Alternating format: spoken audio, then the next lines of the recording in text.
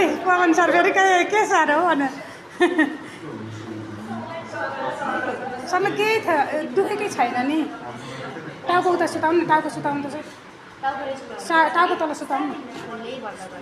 तल सुताउनु सुताउनु सुताउनु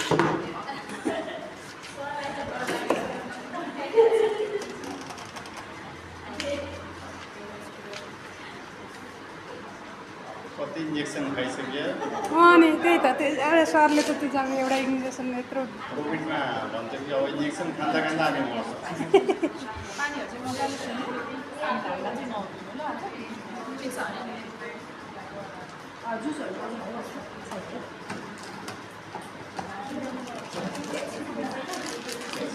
रुनु भयो कि क्या सर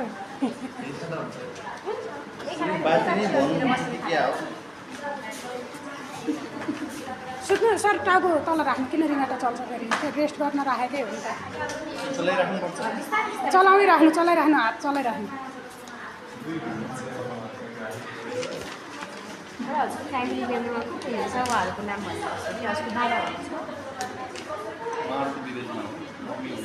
हुनुहुन्छ भने नाम बताइदिनुहोस् होइन पछि ब्लड चाहियोहरू भने काम लाग्छ क्या नाम दिनु न आफ्नो होइन यस्तो हुन्छ अब विगततिर त प्रोभाइड गर्न अलिक गाह्रो हुन्छ होला यहीँतिर चाहिँ के गरी 3 देखि 4 महिनाभित्र अब त्यो हजुरको परिवारमा कसैलाई ब्लड आवश्यकता पऱ्यो इमर्जेन्सी पऱ्यो भने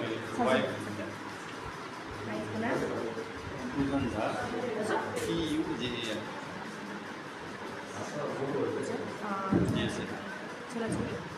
दुईटा छोरी बुझन है पूजन चाहिँ वाइफ हो जेठी छोरी चाहिँ आर्या छ AARYA